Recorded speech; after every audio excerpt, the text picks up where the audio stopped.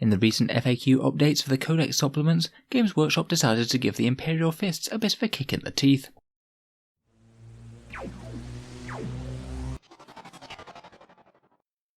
Hello and welcome back to Auspex Tactics, the strategy focused 40k channel, where today we're talking about the nerf to Legacy of Dorn, the Imperial Fists Super Doctrine in their Codex supplement. Now throughout 8th edition, the Imperial Fists had a Devastator Doctrine that will give them +1 damage against vehicles and buildings with any heavy weapons that they fired at them. This honestly made Imperial Fists one of the strongest armies in the game when they could access Devastator Doctrine for the entire battle, and you saw some very artillery heavy armies with lots of Thunderfire cannons and whirlwinds just deleting enemy tanks and infantry alike from a long way away. That whole tactic got heavily nerfed though, when the Imperial Fists were restricted to only having their Devastator Doctrine in the first battle round, and at least competitively speaking they somewhat fell out of favour. Now though, in the latest round of FAQs for updating the Codex supplements to fit in with the new Codex Space Marines, Games Workshop have somewhat strangely decided to nerf this doctrine further by now specifying that the heavy weapons must be strength 7 or greater to get this buff.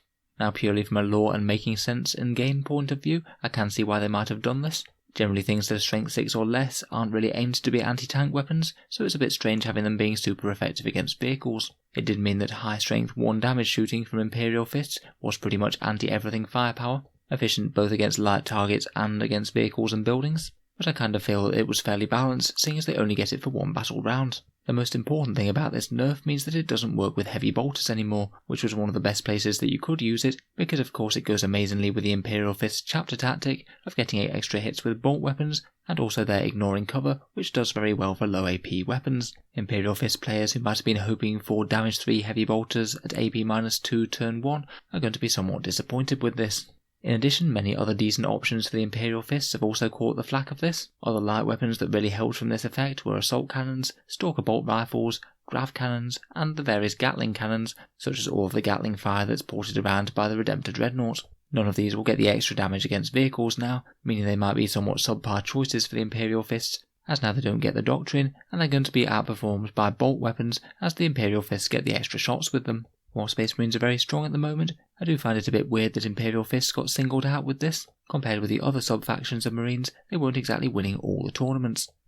So where does that leave us in terms of best weapons for the Imperial Fists now? A lot of strength 8+ weapons do tend to be damage D6, and in general very high damage weapons won't get quite as much from the buff. If you get a wound through with a las cannon, you essentially have a 28% damage increase compared with a standard Space Marine las cannon. Don't get me wrong, it's helpful, but it isn't the biggest buff in the world. Proportionally, you get a little bit more out of anything that's damage 2 or flat damage 3. Things like suppressors with their autocannons could be interesting now. They now have 3 shots and the core rule, so having them damage 3 and AP-2 against vehicles could be very nice on turn 1. And it's pretty similar for the Firestrike servo turret, which has a very similar damage output, though it's a little bit cheaper and a bit less mobile with the autocannons. Plasma cannons and heavy hellblasters could also be interesting too. Again, flat damage 2 going to flat damage 3 is a really big bonus, and these guys get to strength 8, so they're going to be effective on pretty much most vehicles you shoot at. Heavy hellblasters at flat damage 4 could be really quite fun indeed.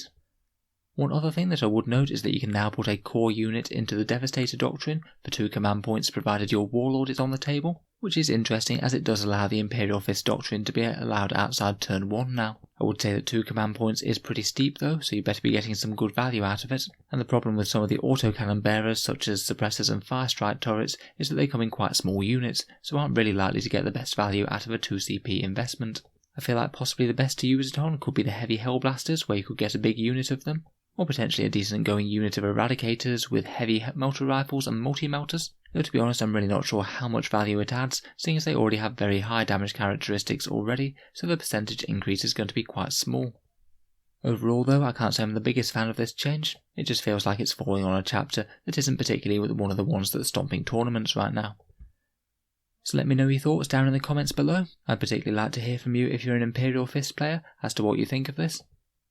Feel free to subscribe to the channel if you'd like to hear more, and feel free to check out the channel's Patreon page if you're interested in supporting and seeing videos early and things.